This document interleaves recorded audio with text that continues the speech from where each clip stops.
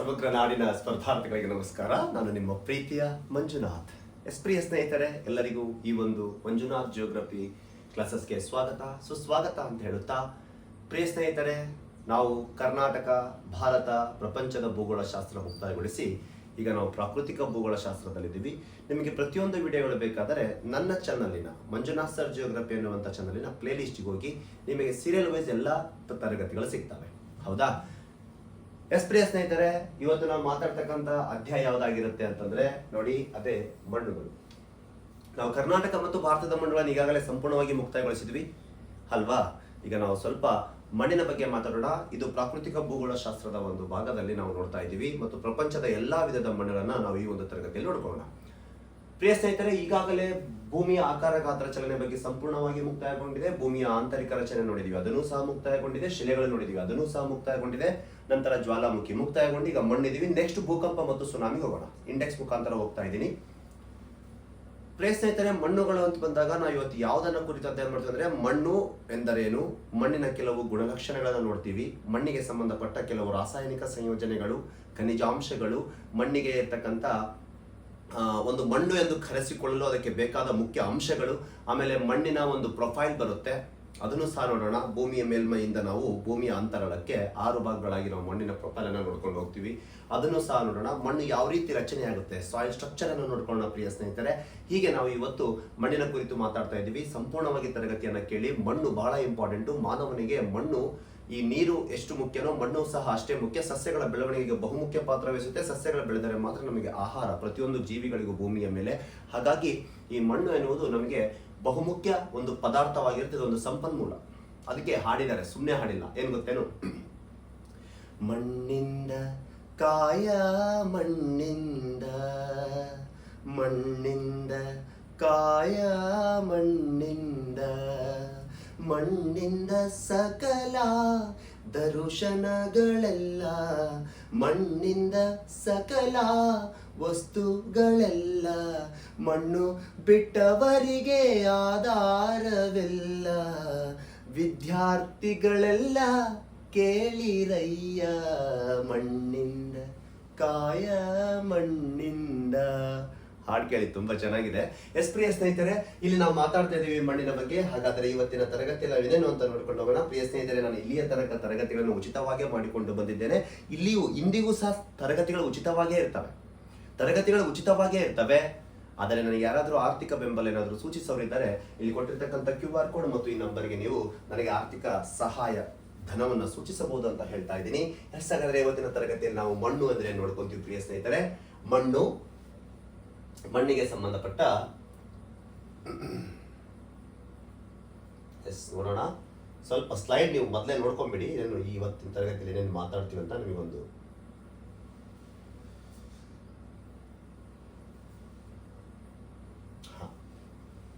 ಒಂದು ನಿಮಿಷ.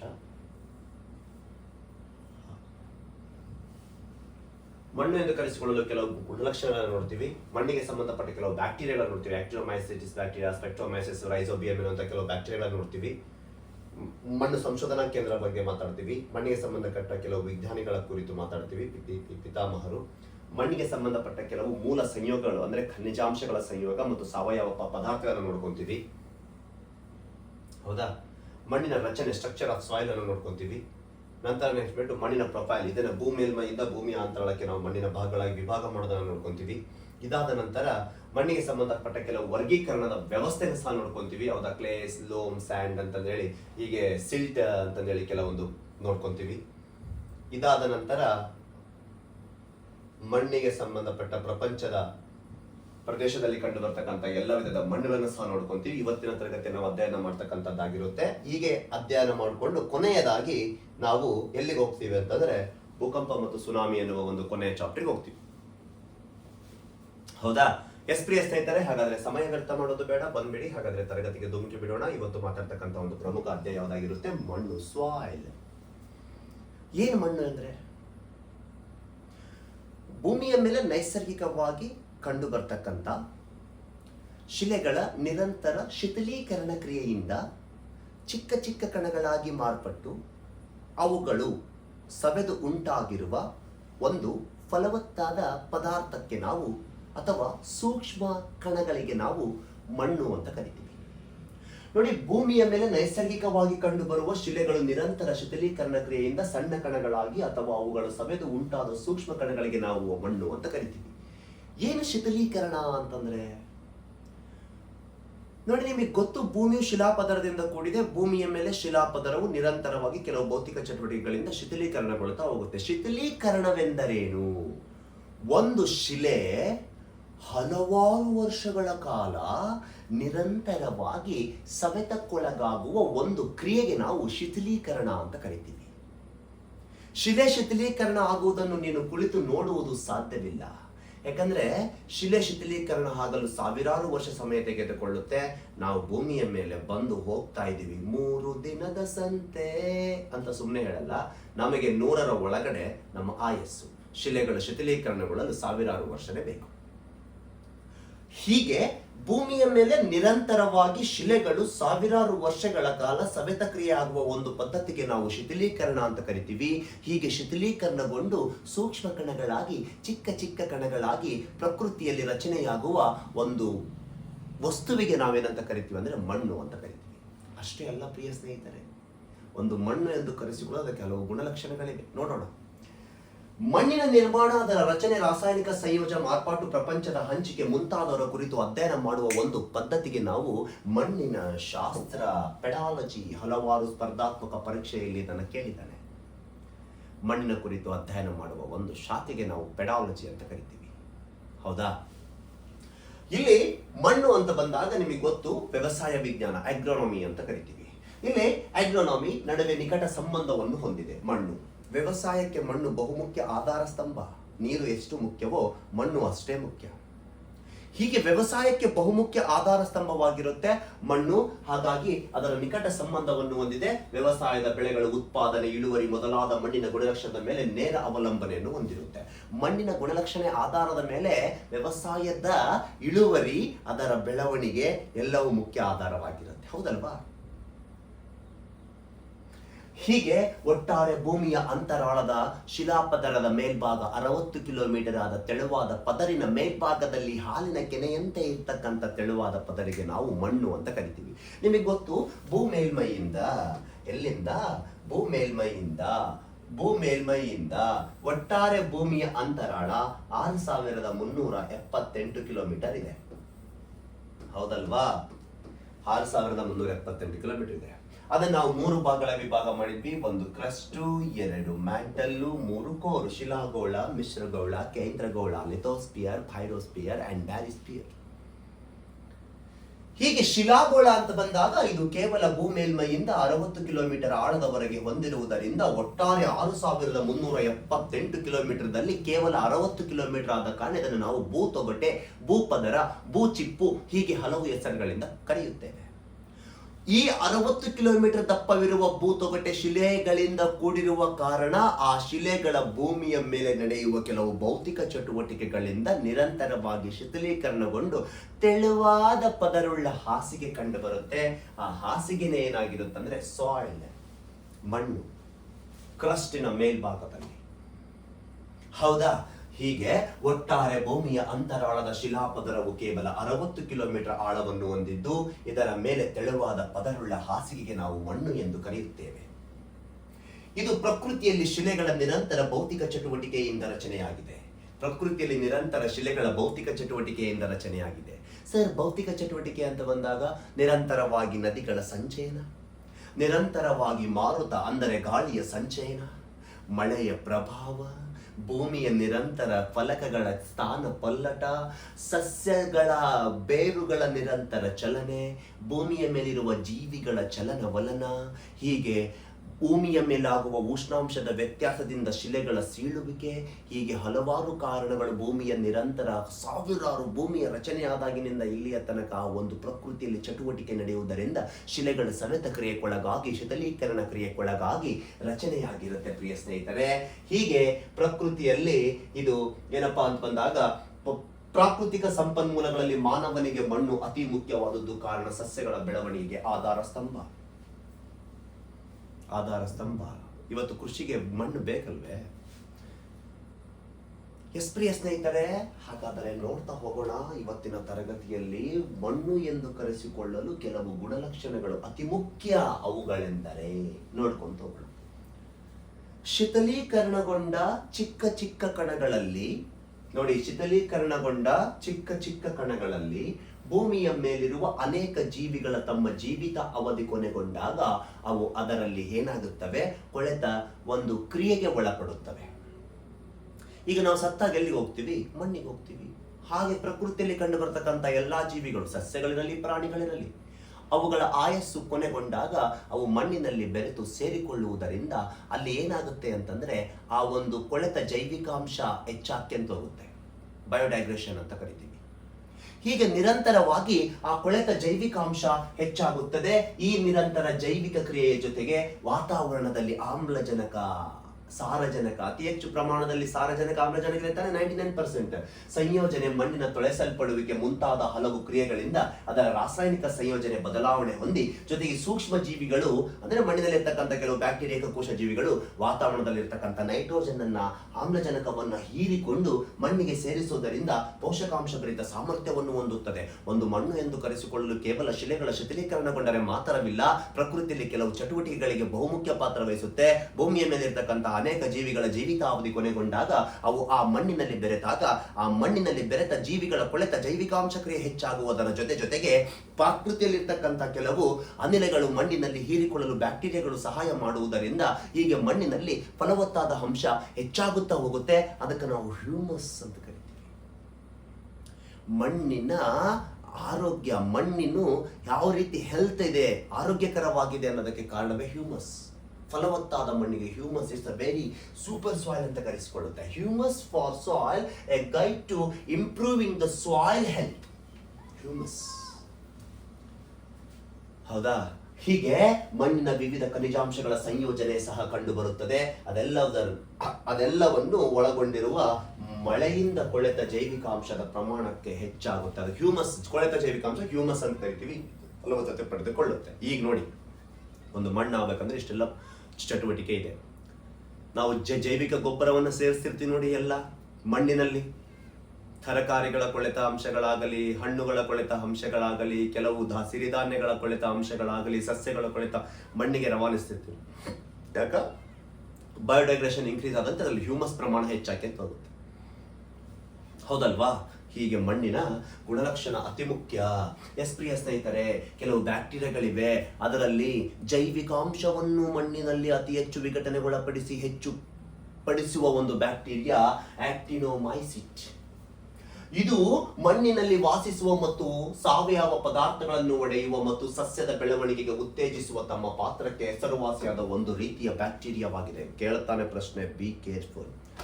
ಮಣ್ಣಿನಲ್ಲಿ ಸಾವಯವ ಅಂಶವನ್ನು ಹೆಚ್ಚಿಸುವ ಪ್ರಮಾಣವನ್ನು ಹೊಂದಿರುವ ಬ್ಯಾಕ್ಟೀರಿಯಾ ಆಕ್ಟಿನೋಮೈಸಿಸ್. ಇನ್ನೊಂದಿದೆ ಸ್ಪೆಕ್ಟ್ರೋಮೈಸಿಸ್ ಬ್ಯಾಕ್ಟೀರಿಯಾ. ಮಳೆಯಾದಾಗ ಮಣ್ಣು ಸುಗಂಧ ವಾಸನೆ ಬರಲು ಕಾರಣವಾದ ಬ್ಯಾಕ್ಟೀರಿಯಾ.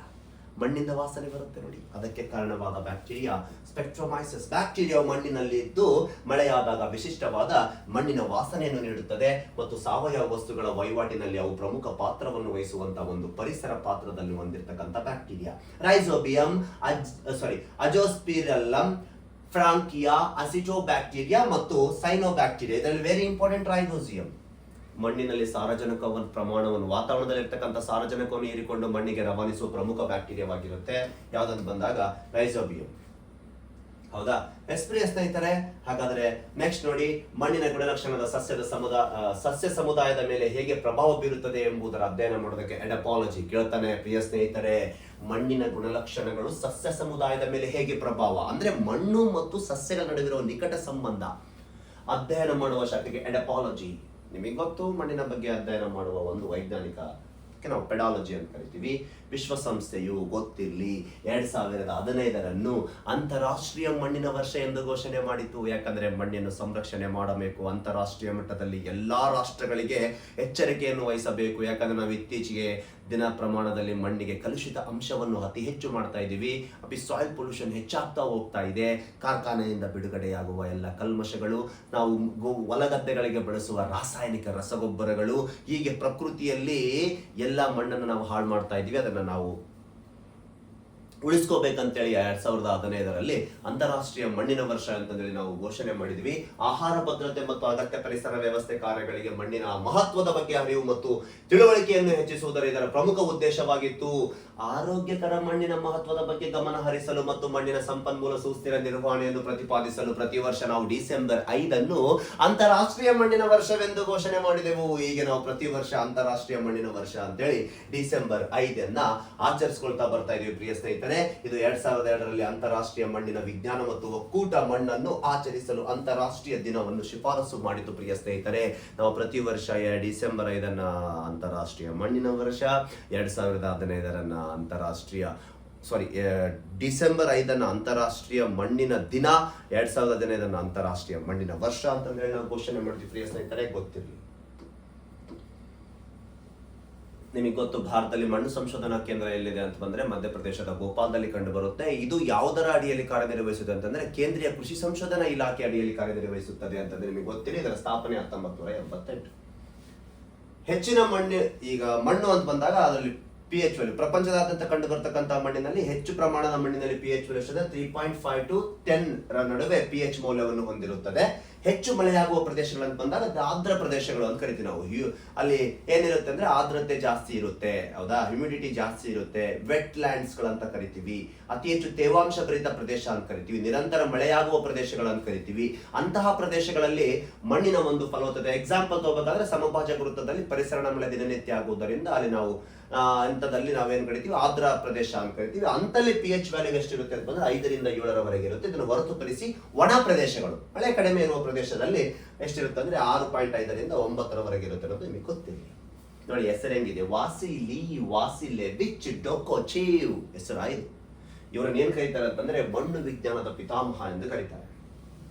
ಜಾನ್ ವಾಲ್ಟರ್ ಲೆದರ್ ಅವರನ್ನು ಭಾರತೀಯ ಮಣ್ಣು ವಿಜ್ಞಾನ ಮತ್ತು ಕೃಷಿ ರಾಸಾಯನಿಕ ಪಿತಾಮಹ ಅಂತ ಕರಿತೀವಿ. ಗೊತ್ತಿರಲಿ ಪ್ರಿಯ ಸ್ನೇಹಿತರೆ.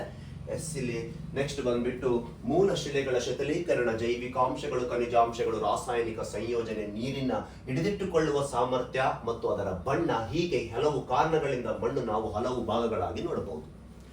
ಮಣ್ಣು ಅಂತ ಕರೆಸಿಕೊಳ್ಳಿ ಅಲ್ಲಿ ಇರ್ತಕ್ಕಂಥ ಖನಿಜಾಂಶಗಳಾಗಲಿ, ಜೈವಿಕಾಂಶಗಳಿರಲಿ, ರಾಸಾಯನಿಕ ಸಂಯೋಜನೆ ಇರಲಿ, ನೀರನ್ನು ಹಿಡಿದಿಟ್ಟುಕೊಳ್ಳುವ ಸಾಮರ್ಥ್ಯ ಇರಲಿ, ಮಣ್ಣಿನ ಒಂದು ಬಣ್ಣವಿರಲಿ, ಎಲ್ಲವನ್ನು ಆಧಾರವಾಗಿಟ್ಟುಕೊಂಡು ನಾವು ಮಣ್ಣಿನ ವಿಭಾಗಗಳನ್ನ ನಾವು ಹಲವಾರು ಭಾಗಗಳಾಗಿ ನೋಡ್ತೀವಿ. ಅದರಲ್ಲಿ ಖನಿಜಾಂಶದ ಸಂಯೋಗ ಅಂತ ಬಂದಾಗ ಮಣ್ಣಿನಲ್ಲಿ ಮೂಲ ಖನಿಜಾಂಶಗಳು ಬಂದಾಗ ಸಿಲಿಕಾನ್, ಕೆಲವು ಪ್ರಮುಖ ಲೋಹಗಳು, ಜೇಡಿ, ಅಷ್ಟೇ ಅಲ್ಲದೆ ಸುಣ್ಣದ ಪ್ರಮಾಣ, ಇದನ್ನ ನಾವೇನು ಕರಿತೀವಿ ಅಂತಂದ್ರೆ ಖನಿಜಾಂಶದ ಸಂಯೋಗ ಅಂತ ಕರಿತೀವಿ. ಇದನ್ನು ಹೊರತುಪಡಿಸಿ ಕೊಳೆತ ಜೈವಿಕಾಂಶವನ್ನ ನೋಡ್ತೀವಿ. ಶಿಲೆಗಳು ವಿವಿಧ ಬಗೆಯ ಖನಿಜಾಂಶದ ಸಂಯೋಗವನ್ನು ಹೊಂದಿರುತ್ತವೆ ಮತ್ತು ಸಸ್ಯ ಪ್ರಾಣಿಗಳ ಕೊಳೆತ ಜೈವಿಕಾಂಶ ಮಣ್ಣಿನೊಡನೆ ಸೇರ್ಪಡೆ ಮಾಡುತ್ತದೆ. ಹೀಗೆ ಮಣ್ಣು ಒಳಗೊಂಡಿರುವ ವಸ್ತುಗಳನ್ನು ನಾವು 4 ವಿಧಗಳಾಗಿ ವಿಭಾಗ ಮಾಡ್ತೀವಿ: ಸಿಲಿಕಾನ್, ಸುಣ್ಣ, ಜೇಡಿ ಮತ್ತು ಕೊಳೆತ ಜೈವಿಕಾಂಶ. ಅದರಲ್ಲಿ ಮೊದಲನೇದಾಗಿ ತೆಗೆದುಕೊಳ್ಳೋದು ಸಿಲಿಕಾನ್. ನಿಮಗೆ ಗೊತ್ತು, ಈಗಾಗಲೇ ನಾವು ಭೂಮಿಯ ಅಂತರಾಳದ ಬಗ್ಗೆ ಅಧ್ಯಯನ ಮಾಡಿದ್ದೇವೆ. ಭೂಮಿಯ ಅಂತರಾಳವನ್ನು ನಾವು 3 ಭಾಗಗಳಾಗಿ ಕ್ರಸ್ಟ್, ಮ್ಯಾಂಟಲ್, ಕೋರ್. ಅದರಲ್ಲಿ ಮೊದಲನೇದು ಕ್ರಸ್ಟ್, ಶಿಲಾಗೋಳವೆಂದು ಕರೆಸಿಕೊಳ್ಳುವ ಈ ಶಿಲಾಗೋಳದಲ್ಲಿ ಮೂಲವಾಗಿ ಅತಿ ಹೆಚ್ಚು ಕಂಡು ಬರತಕ್ಕಂಥದ್ದು ಆಮ್ಲಜನಕ. ಅದಾದ ನಂತರ ಸಿಲಿಕಾ ಅತಿ ಹೆಚ್ಚು ಪ್ರಮಾಣದಲ್ಲಿ ಕಂಡು ಬರುತ್ತೆ. ನೋಡಿ, ಸಿಆಲ್ ಮಾಡ್ತೀವಿ ಸಿಲಿಕಾನ್, ಅಲ್ಯೂಮಿನಿಯಂ, ಸೀಮಾ ಮಾಡ್ತೀವಿ ಸಿಲಿಕಾನ್, ಮ್ಯಾಗ್ನೀಷಿಯಂ, ಕ್ರಸ್ಟ್ ಅನ್ನ. ಹೀಗೆ ಭೂತೊಗಟೆಯಲ್ಲಿ ಅತಿ ಹೆಚ್ಚು ಪ್ರಮಾಣದಲ್ಲಿ ಕಂಡು ಬರ್ತಕ್ಕಂಥದ್ದು ಏನಾಗಿರುತ್ತೆ ಅಂದ್ರೆ ಸಿಲಿಕೇಟ್ ಪ್ರಮಾಣ. ಹೀಗೆ ಶಿಲೆಗಳು ಶಿಥಿಲೀಕರಣಗೊಂಡು ವಿವಿಧ ಹರಳಿನಾಕಾರದಲ್ಲಿ ರೂಪ ತಾಳಿ ಅಥವಾ ಮರಳಿನಾಕಾರದಲ್ಲಿ ಮಣ್ಣಿನಲ್ಲಿ ಬೆರೆಯುವುದು ಸಿಲಿಕೇಟ್. ಹಾಗೂ ಸಿಲಿಕೇಟ್ ಆಕ್ಸೈಡ್ ಮಣ್ಣಿನ ಪ್ರಮುಖ ಖನಿಜವಾಗಿದೆ. ಮಣ್ಣಿನಲ್ಲಿ ಕಂಡು ಬರ್ತಕ್ಕಂಥ ಪ್ರಮುಖ ಖನಿಜಾಂಶ ಅಂತ ಬಂದಾಗ ಸಿಲಿಕಾ. ಹೀಗೆ ಸಿಲಿಕಾ ಅನ್ನುವಂಥದ್ದು ಮಣ್ಣಿನಲ್ಲಿ ಕಂಡು ಬರ್ತಕ್ಕಂಥ ಪ್ರಮುಖ ಖನಿಜಾಂಶ ಆಗಿರುತ್ತೆ ಪ್ರಿಯ ಸ್ನೇಹಿತರೆ, ಗೊತ್ತಿಲ್ಲ. ಇದಾದ ನಂತರ ಜೇಡಿ. ಹೀಗೆ ಮಣ್ಣಿನಲ್ಲಿ ಬೇರ್ಪಡಿಸಿದ ಆ ಒಂದು ಚಿಕ್ಕ ಸೂಕ್ಷ್ಮ ಕಣಗಳಾದ ಸಿಲಿಕಾದ ಮಿಶ್ರಣ ಜೊತೆಗೆ ಕಬ್ಬಿಣ, ಪೊಟ್ಯಾಷಿಯಂ, ಕ್ಯಾಲ್ಸಿಯಂ, ಸೋಡಿಯಂ ಹಾಗೂ ಅಲ್ಯೂಮಿನಿಯಂ ಖನಿಜಾಂಶಗಳನ್ನು ಒಳಗೊಂಡಿರುತ್ತದೆ. ಇದನ್ನು ನಾವು ಜೇಡಿ ಮಣ್ಣಿನ ಕಣಗಳು ನೀರಿನಲ್ಲಿ ಹಿಡಿದಿಟ್ಟುಕೊಳ್ಳುವ ಕಾರಣ ಉಬ್ಬಿಕೊಳ್ಳುತ್ತದೆ. ಜೇಡಿಯುಕ್ತ ಅಂಶ ಅಂತ ಬಂದಾಗ ಸಿಲಿಕಾನ್ ಪ್ರಮಾಣದ ಜೊತೆಗೆ ವಿವಿಧ ಲೋಹಗಳ ಒಂದು ಸೇರ್ಪಡೆಯನ್ನು ಒಳಗೊಂಡಿರ್ತಕ್ಕಂಥ ಚಿಕ್ಕ ಸೂಕ್ಷ್ಮ ಕಣಗಳಿಗೆ ನಾವು ಜೇಡಿ ಅಂತ ಕರಿತೀವಿ. ಒಂದು ಮಣ್ಣಿನ ಫಲವತ್ತತೆಗೆ ಜೇಡಿ ಬಹುಮುಖ್ಯ ಅಂಶನೂ ಆಗಿರುತ್ತೆ ಪ್ರಿಯ ಸ್ನೇಹಿತರೆ. ಆಮೇಲೆ ಬಂದ್ಬಿಟ್ಟು ಸುಣ್ಣ.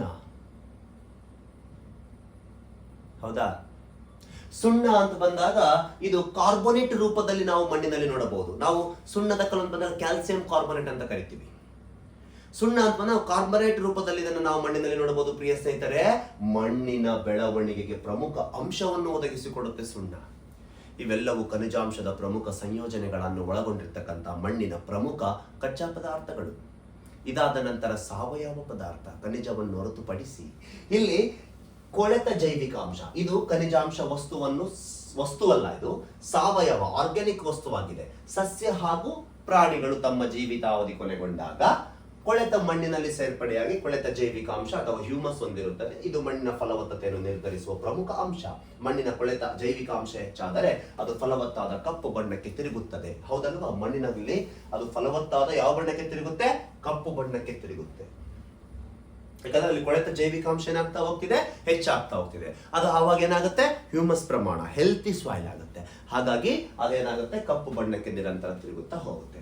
ಮಣ್ಣಿನ ಕಣಗಳ ರಚನೆ, ಸಾಯಿಲ್ ಸ್ಟ್ರಕ್ಚರ್ ಅಂತ ಬಂದಾಗ ಮಣ್ಣು ಒಳಗೊಂಡಿರುವ ವಸ್ತುಗಳ ಗಾತ್ರವನ್ನು ನೋಡಿ, ಮಣ್ಣು ಒಳಗೊಂಡಿರುವ ವಸ್ತುಗಳ ಗಾತ್ರವನ್ನು ಅದರ ಕಣಗಳ ರಚನೆ ಎಂದು ಕರೆಯುತ್ತೇವೆ ನಾವು. ಅದರಲ್ಲಿರ್ತಕ್ಕಂಥ ವಸ್ತುಗಳ ಎಲ್ಲಾ ಗಾತ್ರವನ್ನು ಕಣಗಳ ರಚನೆ ಅಂತ ಕರಿತೀವಿ. ಮಣ್ಣಿನಲ್ಲಿ ಅತಿ ದೊಡ್ಡ ಕಣಗಳನ್ನೇನಾದ್ರೂ ಒಳಗೊಂಡಿದ್ರೆ ಅದು ಮರಳು, ಅತಿ ಚಿಕ್ಕ ಕಣಗಳನ್ನು ಒಳಗೊಂಡ್ರೆ ಅದು ಜೇಡಿಯುಕ್ತ ಅಂಶ ಅಂತ ಕರಿತೀವಿ. ಮಣ್ಣು ಅತಿ ದೊಡ್ಡ ಕಣಗಳಿದ್ರೆ ಅದು ಮರಳು, ಅದೇ ರೀತಿ ಅತಿ ಚಿಕ್ಕ ಸೂಕ್ಷ್ಮ ಕಣಗಳಿದ್ರೆ ಅದು ನಾವು ಜೇಡಿ ಅಂತ ಕರಿತೀವಿ. ಜೇಡಿಯುಕ್ತ ಅಂಶನೇ ಜಾಸ್ತಿ ಇರಬೇಕು, ಯಾಕಂದ್ರೆ ನೀರನ್ನು ಹಿಡಿದಿಟ್ಟುಕೊಳ್ಳುವ ಸಾಮರ್ಥ್ಯ ಜಾಸ್ತಿ ಇರುತ್ತೆ, ಅದರಲ್ಲಿ ಫಲವತ್ತಾದ ಅಂಶ ಹೆಚ್ಚಿರುತ್ತೆ, ಸಾವಯವ ಪದಾರ್ಥ ಹೆಚ್ಚಿರುತ್ತೆ, ಕೊಳೆತ ಜೈವಿಕಾಂಶ ಹೆಚ್ಚಿರುತ್ತೆ. ಮರಳು ಅಂತ ಬಂದಾಗ ಅತಿ ದೊಡ್ಡ ಕಣಗಳಿಂದ ಕೂಡಿರುತ್ತೆ. ನೋಡಿ, ಇದು ಜೇಡಿಯಿಂದ ಮರಳಿಗೆ ಹೋಗ್ತಾ ಇದೆ. ಈ ರೀತಿ ಈ ಕಡೆ ಜೇಡಿ ಪ್ರಮಾಣ ಜಾಸ್ತಿ ಇದೆ, ಹೋಗ್ತಾ ಹೋಗ್ತಾ ಮರಳು ಹೆಚ್ಚಾಗ್ತಾ ಇದೆ. ಇಲ್ಲಿ ಹ್ಯೂಮಸ್ ಜಾಸ್ತಿ ಇರುತ್ತೆ, ಫಲವತ್ತತೆ ಹೆಚ್ಚಿರುತ್ತೆ, ಹೋಗ್ತಾ ಹೋಗ್ತಾ ಫಲವತ್ತತೆ ಕಡಿಮೆ ಆಗಿ ಹೋಗುತ್ತೆ. ನೀರನ್ನು ಹಿಡಿದಿಟ್ಟುಕೊಳ್ಳುವ ಸಾಮರ್ಥ್ಯ ಜಾಸ್ತಿ, ನೀರನ್ನು ಹಿಡಿದಿಟ್ಟುಕೊಳ್ಳುವ ಸಾಮರ್ಥ್ಯ ಕಡಿಮೆ. ಹೌದಾ? ಹೀಗೆ ಮರಳಿನಿಂದ ಜೇಡಿಯವರೆಗೆ ಗಾತ್ರದವರೆಗೆ ವ್ಯತ್ಯಾಸ ಹೊಂದಿರುವುದು. ಈ ಕಣಗಳ ಗಾತ್ರವು ಒಂದು ಬಗೆಯ ಮಣ್ಣಿನಿಂದ ಮತ್ತೊಂದು ಬಗೆಯ ಮಣ್ಣಿಗೆ ವ್ಯತ್ಯಾಸವನ್ನು ಹೊಂದುತ್ತದೆ. ಹೌದಾ? ಪ್ರಿಯ ಸ್ನೇಹಿತರೆ, ಇಲ್ಲಿ ನೆಕ್ಸ್ಟ್ ನೋಡೋಣ, ಮಣ್ಣಿನ ಪ್ರೊಫೈಲ್ ಎಂದರೇನು? Very important. ಭೂ ಮೇಲ್ಮೈಯಿಂದ ನಾವು ಅಂತರಾಳದವರೆಗೆ ಮಣ್ಣಿನ ಪದರಗಳನ್ನು ಮಾಡ್ಕೊಂಡು ಹೋಗ್ತೀವಿ.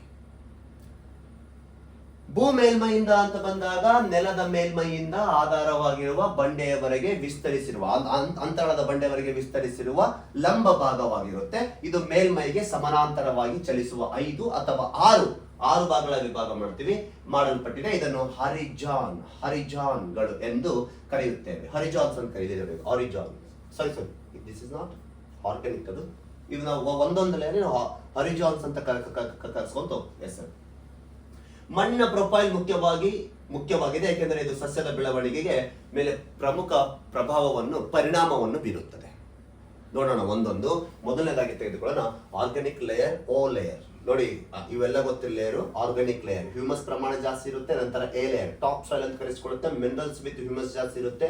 ಈ ಲೇಯರ್ ಎಲಿವೇಶನ್ ಲೇಯರ್ ಅಂತ ಕರೆಸಿಕೊಳ್ಳುತ್ತೆ, leach minerals and organic matter ಜಾಸ್ತಿ ಇರುತ್ತೆ. ಬಿ ಸಬ್ ಸಾಯಿಲ್ ಅಂತ ಕರೆಸಿಕೊಳ್ಳುತ್ತೆ, deposit minerals and metal salts ಜಾಸ್ತಿ ಕಂಡು ಬರುತ್ತೆ. ಸಿ ಹೌದಾ, ಪ್ಯಾರೆಂಟ್ ಇದಕ್ಕೆ ಕರೀತಾರೆ ಮೆಟೀರಿಯಲ್ ಅಂತ ಕರಿತೀವಿ.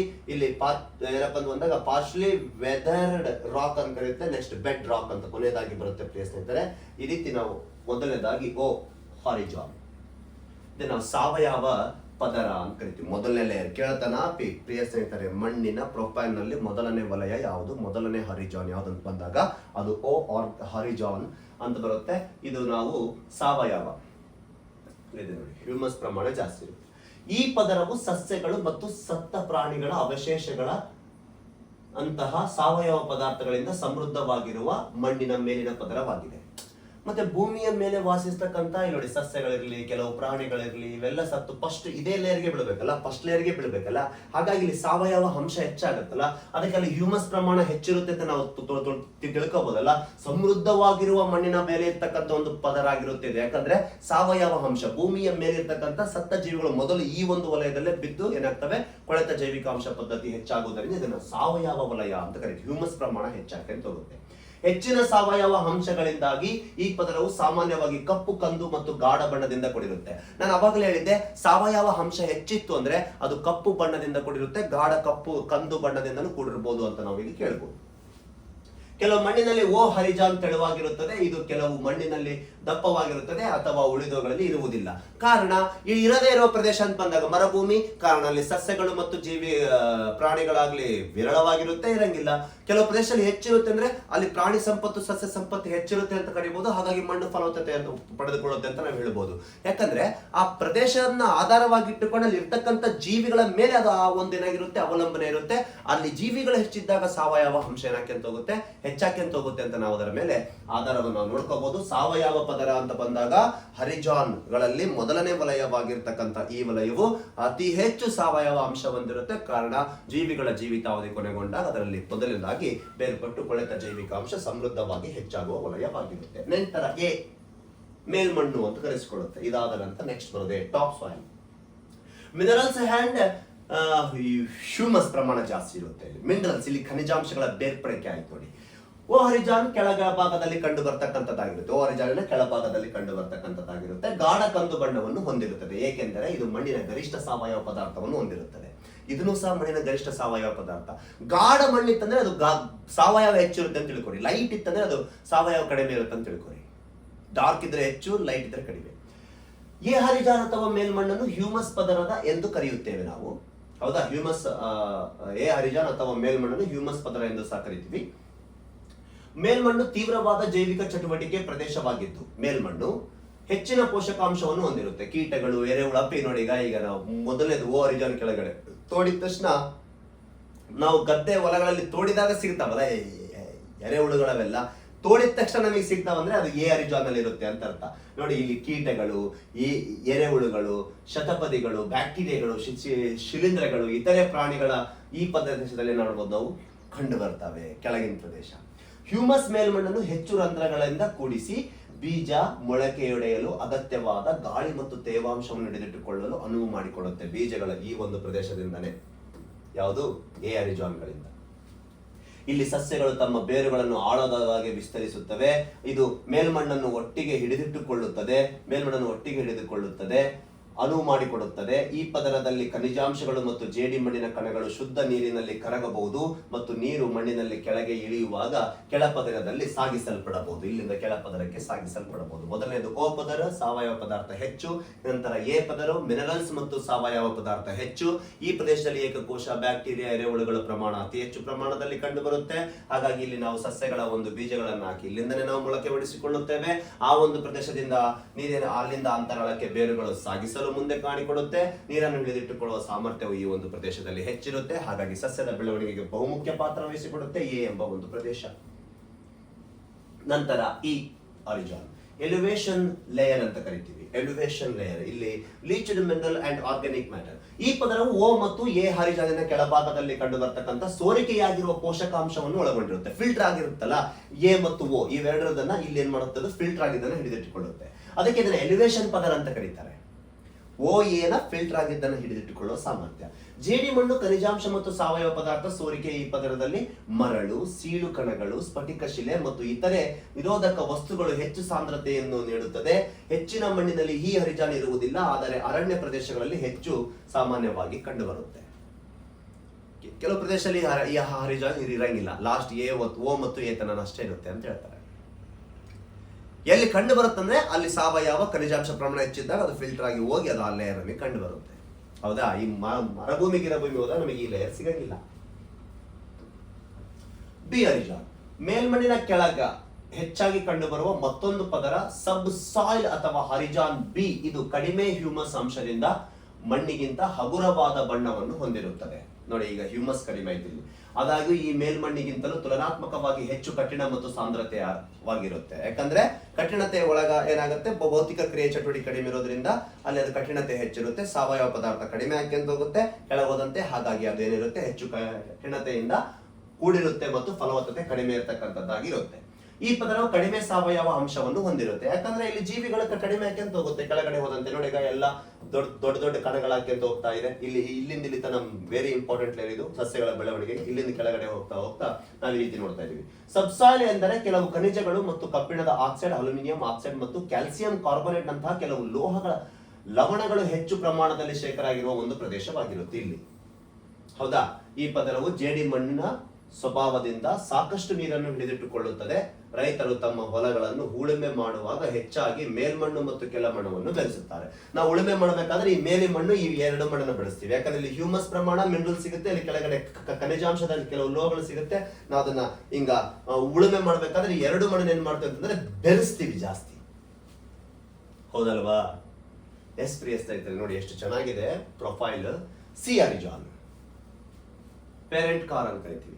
ರೆಗ್ಯುಲೇಟಿಕ್ ಅಥವಾ ಸಪ್ರೊಲೈಟ್ ಎಂದು ಕರೆಸಿಕೊಳ್ಳುವ ಇದು ಭೂಗರ್ಭದ ಕೆಳಗೆ ಇದೆ. ಮೇಲಿನ ಎಲ್ಲಾ ಪದರಗಳು ಈ ಪದರದಿಂದ ಅಭಿವೃದ್ಧಿ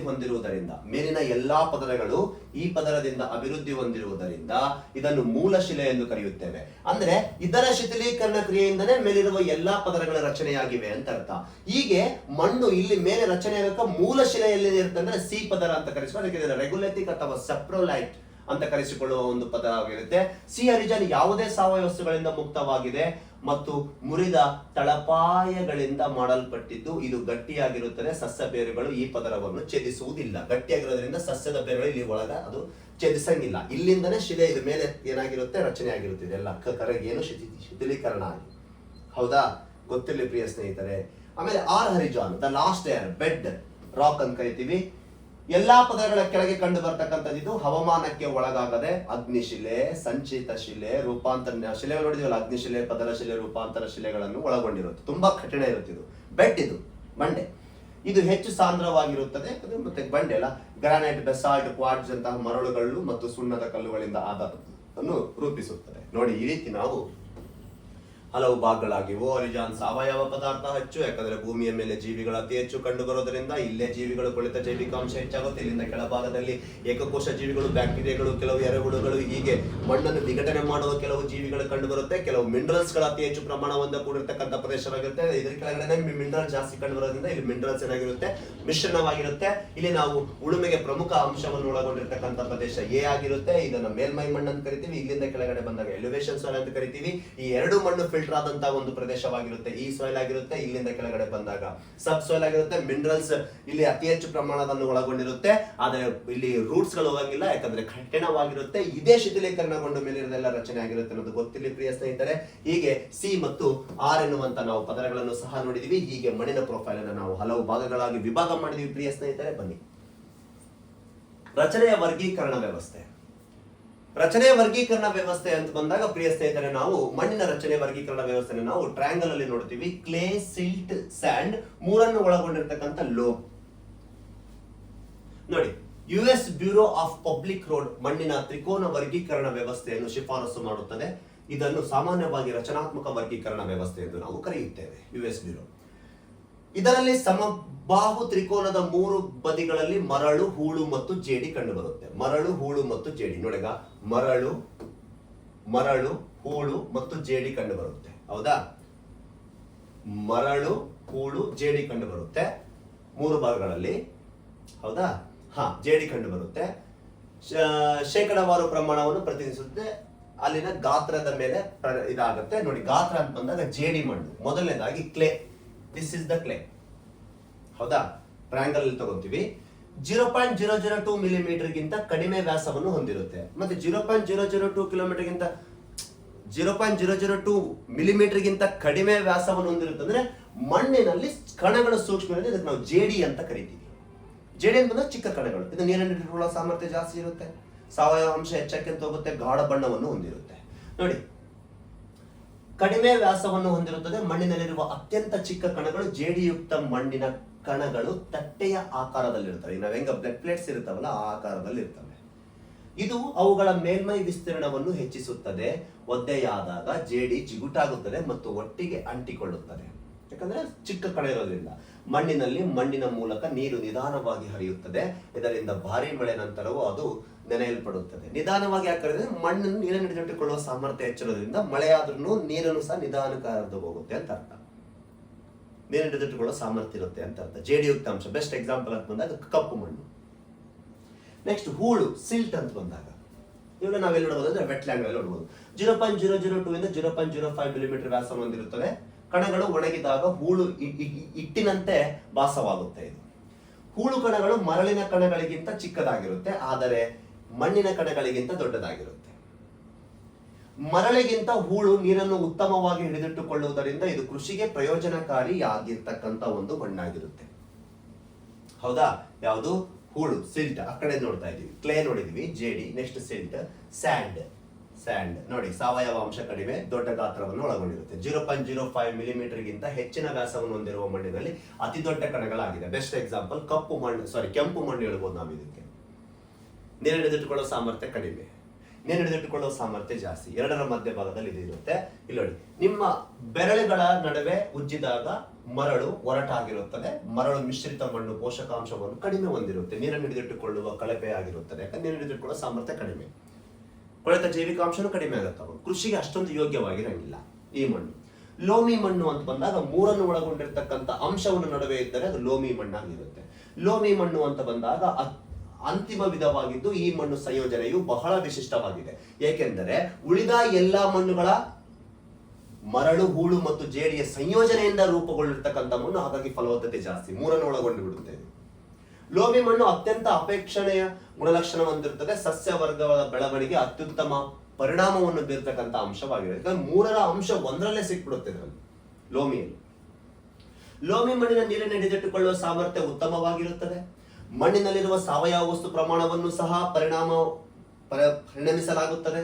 ಈ ಮಣ್ಣು ಅದರ ಮುಖ್ಯ ಬಳಕೆ ಮತ್ತು ಉದ್ದೇಶವಾಗಿ ಕೆಲವೊಮ್ಮೆ ಕೃಷಿ ಮಣ್ಣು ಎಂದು ಸಹ ಕರೆಸಿಕೊಳ್ಳುತ್ತೆ ಲೋಮಿ ಮಣ್ಣು.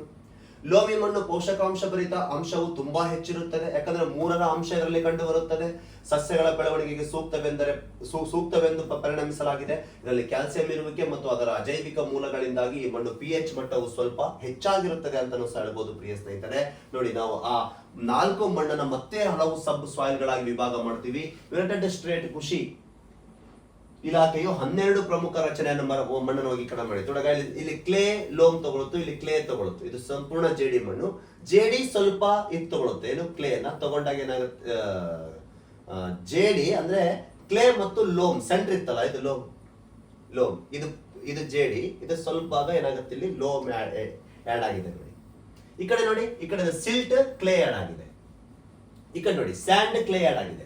ಅಂದ್ರೆ ಮತ್ತೆ ಸಬ್ ಡಿವಿಷನ್ ಆಗಿ ಮಾಡಿದಾಗ ಮಣ್ಣು ಈ ರೀತಿ ಅಂಶವನ್ನು ನೋಡಬಹುದು. ಪ್ರಿಯ ಸ್ನೇಹಿತರೆ, ಈ ರೀತಿ 12 ಭಾಗಗಳಾಗಿ ವಿಭಾಗ ಮಾಡುತ್ತವೆ. ಹೌದಾ? ಗೊತ್ತಿಲ್ಲ, ಇದು ವೆರಿ ಇಂಪಾರ್ಟೆಂಟ್. ನೋಡಿ,